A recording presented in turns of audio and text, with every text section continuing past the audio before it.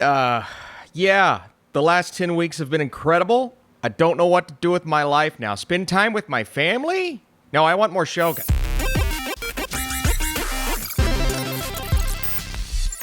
What's up, Flick fans? Welcome back to the channel. I'm actually joking. I don't want more Shogun. I know that's crazy to think about, but I love the fact that this is a limited series. They committed to that and told the story they needed to tell, and it's a story that I cannot wait to talk about. I'm going to do a full series review and then later on dive into the finale episode because there was a lot that happened maybe a bit differently than expected, and I really needed some time to soak it in, which is why this review is a bit later, but let's discuss this series and do that in the comments down below. I cannot wait to hear your thoughts.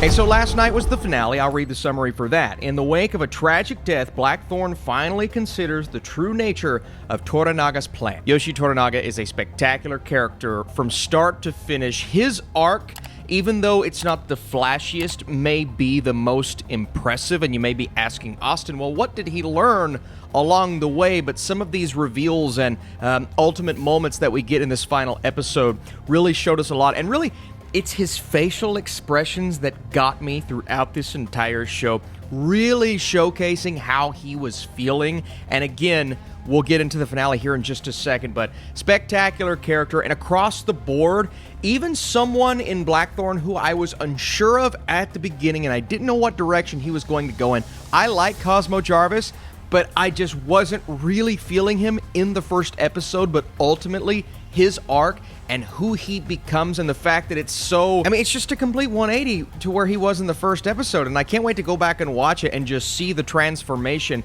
Such a fish out of water story. Someone who had to learn the culture and learn really why they needed him there in the first place, and ultimately became someone who wasn't technically in a position of power, but attained power, and that's what this story is all about. It's attaining power, keeping power, and continuing to get more. And John learned that as he went and really adjusted his mentality and just embraced everything about the culture, which was awesome to see. And his character arc, again, so many arcs along the way. And we'll talk about Mariko, who was just, I mean, she's the best character in the show, really. Of course! But she and John, their relationship, it's the backbone of the series. It's knowing that I can't be with you because we will both literally be killed, even though part of me wants that in general, and we see that progression kind of speed up as we get into the final few episodes. But those two together, whenever they're on screen, their chemistry was magnificent. The back and forth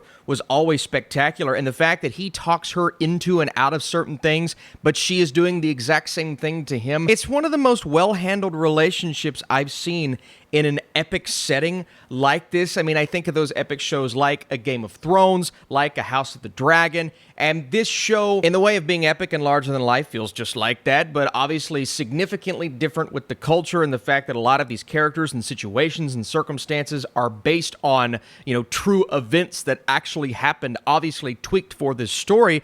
Do I need to read the Shogun book? Do I need to read that? I need more of this in my life, so maybe. A character like Yabushige, who started to grow on me, not necessarily loving everything that he did, obviously, because he's so back and forth, switching sides throughout the entire series, but you started to really understand his motivation behind that, just trying to survive this war that we are building to, but ultimately the bad blood between both sides and the fact that he keeps going back and forth just to make sure he's there at the end, and the parallels between the first episode and the last, you know, John kind of begging for his life, and then you have that role reversal at the end, and I'm thinking to myself, man, they really paid attention to the details within this show, because a lot of these things in this finale paralleled everything we saw at the beginning, but it's up to those middle episodes to get us to that point. Obviously, episode 9 was amazing, but episodes 4, 5, and 6 just back to back to back, continuing to elevate the quality of this series, and from the action sequences to the smaller battles, and we never truly got the big battle that I think a lot of people were looking forward to, and we get a hint or a tease of that in the final episode. So many people are going to watch that and be disappointed because it's not an action-packed episode, but it usually is the penultimate episode that is the one that hits the hardest. In this case, episode 9 of Shogun, is one of my favorite television episodes I've seen in quite some time. It's just absolutely spectacular. A lot of it due to Mariko as a character. And again, we'll talk about her. But that's where it all goes down.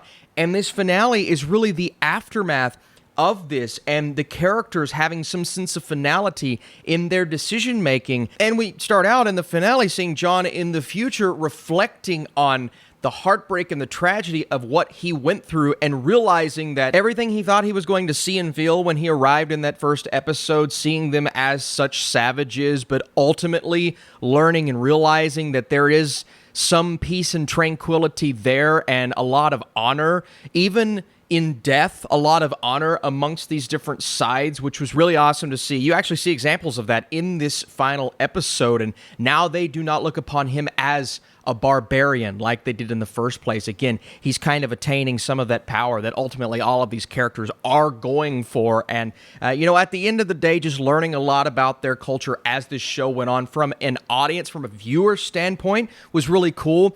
But you're put in the shoes of John Blackthorne throughout this entire show. And as he learns and as I started to respond more to him, I was really embracing the culture and just some of these conversations that we're getting. I mean, the dialogue is just to a T so beautifully written in every episode. Even if you were disappointed by the finale because of the lack of action, and we get that tease of those big battles, but ultimately it doesn't really go anywhere, you can still sit back and say, well, it was kind of what I expected between characters, and the way that is handled, the way that plays out is awesome. Maybe I expected a little bit more from the finale personally, because we like those big action sequences anytime we got it in this show. They were amazing, but after reflecting and sitting on it for 24 hours, I'm not going to say it's a bad finale. I actually think it's a solid finale, and a lot of shows don't know how to end. This one did a nice job, but ultimately, maybe I expected a little bit more. I wanted to feel riveted. I wanted to feel on the edge of my seat like I did.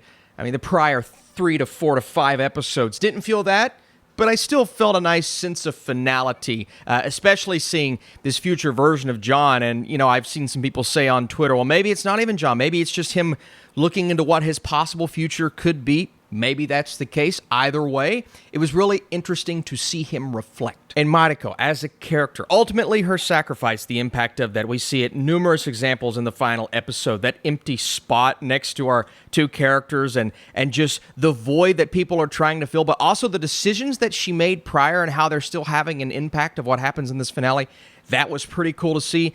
But man, I just loved her growth. I loved her understanding. I loved the fact that she came from what she was at the beginning, and you really started to see where she was at in her life. She was obviously involved in an abusive relationship, someone who still loved her, and he made that very evident, but it was as abusive as it seemed at the beginning, and all of the tragedy that she's went through. And I hate to say it like this, but you could ultimately see why she felt like she needed to sacrifice herself, and I was still devastated when it happened. And that moment at the end of episode 9, I mean, blew me away, pun intended. That escalated quickly. And how John and Fuji are dealing with that in the final episode and trying to help each other get over the deaths of their respective loved ones, and both of them having been through all of this stuff. Just the fallout of Mariko is just as impactful as what we went through with her in the show. Now, we have to talk about the moment with Yabushige at the end. That's kind of what we were building to here, and how he's trying to avoid death throughout this entire show, but ultimately commits seppuku, gets his head cut off, and